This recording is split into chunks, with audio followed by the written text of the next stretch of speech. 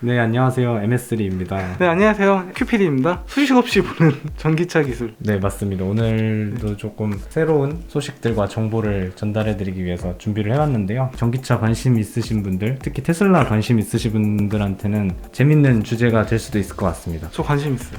네. 2020년 2월, 그러면 거의 1년 됐죠. 재작년 초인데, 그때 이제 차량을 분해 분석하는 일본의 이제 니케이 BP 프로젝트 팀에서 테슬라 모델 3를 분석을 했습니다. 다음과 같은 의견을 이제 내놓았었는데요. 차량의 두뇌에 해당하는 ECU 기술, 제어기라고 생각하시면 됩니다. 테슬라가 토요타나 폭스바겐에 비해서 6년 앞선다고 발표를 했습니다. 그리고 또한 일본의 자동차 엔지니어가 테슬라 제어기 플랫폼 기술을 벤치마킹 한 것을 보고 자기네들은 도저히 따라잡을 수 없다 선언을 했습니다. 분석한 그 기사에 따르면은 테슬라 모델 3의 경우 자율주행은 하드웨어 3.0, 그 밖에 바디 컨트롤러가 3개로 이제 차량을 제어를 한다고 밝혔는데요. 반면 폭스바겐의 내연기관 차량은 총 70개의 ECU가 들어간다고 밝혔습니다. 굉장히 많이 차이가 나는 거죠. 엄청난데? 네. 테슬라는 여기서 봤을 때는 뭐 4개로 네. 제어를 하는 거고 폭스바겐은 70개로 분산이 되어 있다. 그래서 테슬라의 경우는 이제 적은 제어기 개수로 중앙 집중형을 채택을 했다. 효율과 성능 면에서 기존의 전통적인 자동차 제조사들보다 훨씬 앞서 나간다. 이렇게 기사가 밝혔고요. 이제 원문 기사를 살펴보면 테슬라의 통합형 중앙 제어기와 FSD 하드웨어 3.0 제어기에 주목을 해야 된다고 되어 있고요. 그다음 테슬라의 자율주행 기술, OTA 기술, 배터리, 차량 제조 기술 등 칭찬할 것이 많지만 제어기 플랫폼에도 주목을 해야 한다. 이게 이제 기사의 주된 내용이고요. 그러면서 그 다음 줄에 보면 일본의 그 자동차 제조사 엔지니어도 We cannot do it. 우리는 이렇게 할 수 없다. 라고 선언을 한 것이 통합 제어 기술이 2025년쯤에나 가능할 것으로 보인다고 했기 때문에 테슬라가 토요타나 폭스바겐보다 6년 앞서 나간다고 이렇게 기사를 해석을 한 것 같습니다. 또 문장만 딱 따가지고 자극적으로 말했을 수도 있고요. 예, 자극적으로. 네. 이 기사에서 테슬라가 이렇게 할 수 있었던 비결로는 신생기업이잖아요. 그래서 다른 부품업체와 연결된 공급망이 없었고 자유로웠다. 반면에 토요타나 폭스바겐은 기존에 협력했던 업체들과 서플라이 체인이 계속 있었기 때문에 그걸 끊기가 어려워서 중앙 집중형을 못했다라고 해석을 했습니다. 그래서 이 기사가 사실 나오고 나서 굉장히 일파만파 많은 영향이 있었습니다. 수많은 뉴스, 심지어 서적, 그다음에 기사, 유튜브, 블로그까지 이 테슬라의 제어기 플랫폼 또한 기술이 압도적이다라고 이제 칭찬을 이제 연이어 했었는데요. 근데 사실 저는 이 기사가 좀 과장된 면이 있다고 생각을 해서 물론 테슬라의 그 칭찬한 부분은 칭찬을 하고요. 단점이라는 게 무조건 있을 수밖에 없거든요. 시스템이라는 거는. 그래서 그런 것들을 조금 분석을 해서 알려드리려고 합니다. 근데 이거 어디까지나 주관적인 얘기이기 때문에 또 보시고 이런 건 또 원래 토론할 만한 거리거든요. 뭐든지 절대적으로 우수한 기술, 우수한 시스템은 없고 각자 일장일단이 있는 기술이기 때문에요. 일단은 ECU라는 용어는 자동차 업계에서는 엔진 컨트롤 유닛, 요즘은 엔진 매니지먼트 시스템이라고 하는데 예전에는 엔진 컨트롤 유닛이라고 했어가지고 사실 헷갈릴 수도 있고 또 그리고 일렉트로닉 컨트롤 유닛 하면은 전자 제어 장치라 그래가지고 전장 관련 제어기만 의미할 수도 있어서, 왜냐면 제어기가 파워트레인 제어기가 될 수도 있고 샤시 제어기, 자율주행 제어기가 될 수도 있기 때문에 사실 ECU의 범주가 좀 모호해가지고 그냥 저는 한국말로 제어기라고 표현을 하겠습니다. 그래서 이 제어기는 사람의 두뇌에 해당하는 부품이고요. 판단이나 연산, 그 다음 기억 등을 수행합니다. 그래서 마이크로 컨트롤러가 내장돼 있고 혹은 회로를 통해서 판단을 하고 또 지령을 내려서 다른 제어기들과 통신도 하고요. 아날로그, 디지털 센싱을 하는 장치라고 보시면 됩니다. 우리 컴퓨터나 스마트폰 혹은 전자제품들 보면 제어기가 이제 한 개거든요. 그래서 이 제어기가 모든 시스템을 관장을 합니다. 근데 이제 자동차는 좀 다른 게 각각 제어기들이 서로 수직 관계가 아니라 평등한 수평 관계라고 보시면 됩니다. 그래서 자동차는 두뇌가 이제 여러 개가 있는 거죠.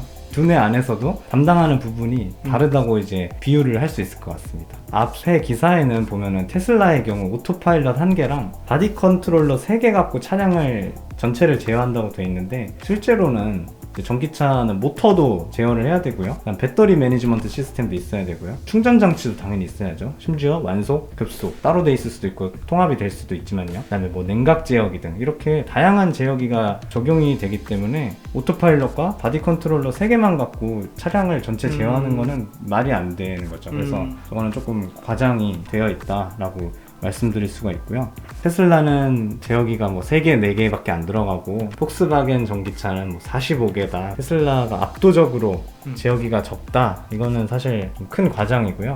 물론 현대자동차 아이오닉5나 기아 EV6, 그다음 폭스바겐 ID3 이런 거 보면은 테슬라에 비해서 좀 제어기들이 세분화되어 있는 건 맞아요. 그리고 개수도 훨씬 테슬라에 비해서 전통적인 자동차 제조사들이 제어기 개수는 많은 건 사실입니다. 하지만은 3대 45, 뭐 4대 45 뭐 이 정도 수준은 아니고 테슬라도 10개 이상은 제어기를 보유를 하고 있다. 뭐 이 정도 알고 계시면 될 것 같아요. 차량의 제어기 아키텍처가 좀 분류를 할 수 있는데요. 분산형, 그 다음에 도메인 집중형, 그다음 중앙 집중형 이렇게 구분을 할 수가 있어요. 통적인 자동차 제조사들은 다 분산형을 채택을 하고 있습니다. 그래서 이 센트럴 게이트웨이를 중심으로 기능에 따라 제어기들이 분산되어 있고요. 뭐 우리가 흔히 알듯이 파워트레인 제어기, 뭐 샤시 제어기, 바디 제어기, 에이다스 제어기 이렇게 구분되어 있듯이 그 구분되어 있는 거 안에서 수평적인 관계를 유지하고 있는 거라고 보시면 됩니다. 도메인 집중형은 기능을 대표하는 마스터 제어기가 아직 하나 있고요.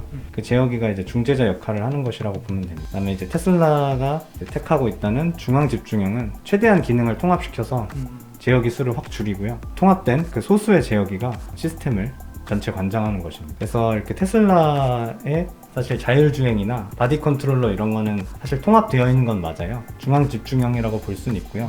그렇게 테슬라처럼 제어기 개수를 좀 최소화를 하면 서로 통신 부하도 줄어들고 전선 길이나 전선 개수가 줄어들어가지고 원가 절감이나 중량 절감에도 큰 도움이 됩니다. 또 테슬라랑 다르게 현대자동차나 기아, 폭스바겐, 토요타 등 이제 전통적인 자동차 제조사들은 정말 다양한 차종을 개발을 하거든요. 경차부터 시작해서 뭐 준중형, 중형, 대형, 고급 승용차까지 다양한 가격대의 차종을 개발을 하죠. 다양한 트림이 존재를 하고요. 옵션도 상당히 세분화되어 있죠. 글로벌 자동차 회사들이다 보니까 지역별로 판매하는 사양도 다릅니다. 보통 전통적인 자동차 제조사들은 평균 한 100차종 정도를 개발을 한다고 해요. 사실 파워트레인 부품은 기본적으로 당연히 들어가는 부품이지만 뭐 자율주행이라든가 바디 전자 부품은 차급마다 좀 경차는 조금 낮은 사양에 들어갈 수도 있고 고급 승용은 좀 풍부한 사양에 들어갈 수 있잖아요. 테슬라 같은 경우는 차종이 4개밖에 안 돼서 트림이나 옵션도 되게 적죠. 오토파일럿이나 바디 컨트롤러 이런 거를 4개 차종에 거의 다 공용화해서 적용을 할 수 있고요. 대신에 그로 인해서 규모 경제를 이뤄서 원가 절감을 확 할 수 있는 거죠. 전통적인 자동차 제조사들이랑 테슬라랑 추구하는 비즈니스 모델이 좀 다르기 때문에 그런 부분을 좀 생각을 해야 된다는 거죠. 그래서 조금 제가 구체적으로 조사를 해봤는데요. 예를 들어서 테슬라의 자율주행 오토파일럿이죠. 1개의 제어기가 맞습니다. 근데 이제 전통적인 자동차 제조사들은 자율주행 쪽이 여기서 말하는 자율주행은 이제 반자율주행이라고 보시면 돼요. 주행과 주차, 이미지 프로세스 이렇게 세분화해서 장착을 합니다. 현대차가 테슬라처럼 자율주행 제어기를 1개로 통합을 해버리면 경차나 준중형급 차량에도 고급 옵션이 모두 적용이 돼버리게 되는 거죠. 그래서 뭐 소프트웨어를 아무리 비활성화한다고 해도 하드웨어 자체가 고사양이 적용되기 때문에 사이즈가 커버리고 원가도 높은 부분이 적용이 되기 때문에 현대차 입장에서는 당연히 분리를 할 수밖에 없는 거고 경차에는 당연히 주행 관련된 에이다스만 넣고 고급차에는 주행, 주차, 그다음에 이미지 프로세스도 더 고급 사양을 적용을 할 수밖에 없는 거죠. 그다음에 AS 측면에서도 보면 제어기를 통합해버리면 하드웨어 고장 발생할 때 이제 비용이 증가할 확률이 높습니다. 뭐 예를 들어서 ABC 기능을 이제 통합했다고 가정을 하면요. 제어기가 개별적으로 ABC가 구성되어 있으면 A만 고장나면 A만 교체하면 되잖아요. 근데 통합이 되어 있으면 B, C는 멀쩡한데 ABC가 통합되어 있으니까 통째로 교체를 해야 되는 거죠. 그럼 쓸데없는 B, C까지 교체가 되는 거기 때문에 AS 비용도 증가를 할 수 있습니다. 근데 이제 또 분산형 제어기는 대신에 공용화 측면에서 장점이 당연히 줄어들겠죠. 각 사양마다 일일이 다 만들어야 되니까요. 그리고 제어기 개수도 워낙 많기 때문에 통신 부하도 올라가고 와이어링 하네스의 개수, 중량, 원가 이런 게 다 상승하게 됩니다. 대신에 이제 앞서 설명했듯이 다차종, 많은 트림, 또 많은 옵션, 또 다양한 지역별의 커스터마이징이 가능하다는 측면이 있기 때문에 이게 장단점이 있는 시스템이라고 보시면 됩니다. 조금 더 구체적으로 살펴보면 테슬라의 자율주행 같은 경우 모델 S, 모델 X, 모델 3를 보면 센서, 카메라랑 레이더, 초음파 센서까지 모두 동일한 센서를 사용을 합니다. 그리고 오토파일럿 내에는 또 자체 개발한 칩까지 적용을 했죠. 테슬라 이름이 새겨진 마이컴을 사용을 했습니다. 뒤에 숫자를 붙여서 버전 업그레이드를 표시를 합니다. 그래서 2.0, 3.0, 뭐 올해는 4.0도 이제 나온다고 해요. 버전이 업그레이드 된다는 거는 소프트웨어 업데이트를 의미하는 게 아니라 이 하드웨어 자체, 마이컴 이런 것들이 업데이트 되는 거기 때문에 고성능으로 동작시킬 수 있는 마이컴과 그 주변 회로 또는 OS, 베이직 소프트웨어 이런 것들을 다 바꾸는 것이죠. 그래서 단적인 예로 우리 스마트폰은 사실 지금 뭐 옥타코어 이런 거 막 사용하고 있잖아요. 네. 컴퓨터도 그렇고 신기술을 빨리빨리 적용하는데 사실 자동차는 듀얼 코어 혹은 이제 쿼터 코어도 보기 힘들어요. 네, 그래서 신기술의 적용이 있어서 굉장히 조심스럽고 보수적인 게 현실입니다. 하지만 이렇게 테슬라의 로드맵 보면은 하드웨어 2.0, 3.0, 4.0이 거의 뭐 3, 4년에 한 번씩 업데이트가 되거든요. 그러니까 굉장히 혁신적이고 빠르고 마이컴과 그 주변에 수반하는 기술들을 굉장히 빠르게 업그레이드하고 있는 거라고 보면 되죠. 요즘 소위 말하는 애자일하다, 네, 이게 바로 좀 테슬라라고 저는 볼 수 있을 것 같습니다. 반면에 이제 전통적인 자동차 제조사들은 자율주행 센서를 차급에 따라서 혹은 지역에 따라서 다르게 운영을 하고 있어요. 그리고 칩도 대부분 반도체 회사에서 납품을 받아서 개발을 하고 있어요. 그래서 테슬라에 비해 차종이 많아가지고 또 제어 플랫폼 이런 거를 변경하려면은 협의해야 될 부분도 많고 의사결정이 느릴 수밖에 없죠. 그러니까 덩치가 크기 때문에 어떤 변화가 힘든 부분이 있다 라는 말이고요. 그래서 자체 개발 마이컴도 테슬라처럼 저렇게 하기 힘들고 기존의 반도체 회사의 마이컴을 이용해서 개발을 하고 있다 라는 이런 차이가 있다고 보시면 됩니다. 그래서 사실 이렇게 통합형과 분리형 제어 플랫폼이 장단점이 명확하기 때문에 앞서 기사에서 6년이 더 테슬라가 앞서 있다, 그래서 6년 뒤에는 전부 중앙 집중형으로 가야 한다, 이런 것은 좀 섣불리 단언하기 어려울 것 같고요. 사실 통합형이 가능하다고 하면은 테슬라처럼 자율주행이나 바디 제어기 같은 제어기들은 통합은 가능해 보여요. 근데 이제 전기차에서 또 가장 중요한 것은 파워트레인 부품이잖아요.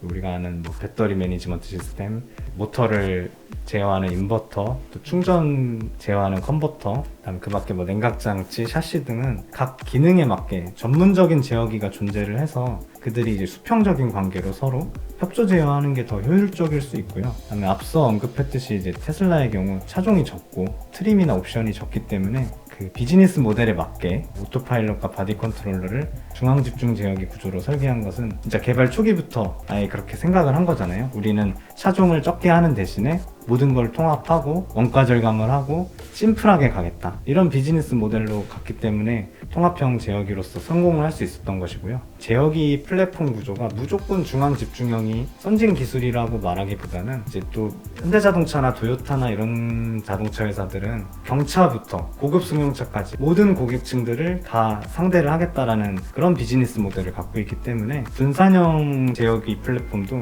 같이 병행해서 가는 것이 더 맞다고 저는 생각을 합니다. 이런 제어기 플랫폼은 자동차 제조사의 비즈니스 모델에 맞게 아키텍처를 구성해야 하지 않나. 뭔가 겹쳐지진 않겠네. 각자 갈 길을 가겠네요, 그죠? 계속. 저는 그럴 것 같습니다. 테슬라는 어쨌든 소수 차종, 그리고 어쨌든 비싼 차들만 만들잖아요. 모델 3가 아무리 싸도 가격 너무 올렸어. 네, 가격이 그렇게 막 사회 초년생이나 그렇게 쉽게 살 수 있는 차는 아니죠. 그런 이유가 있고. 네. 그럼 테슬라는 시대를 잘 만난 걸까, 아니면 준비를 잘한 걸까요?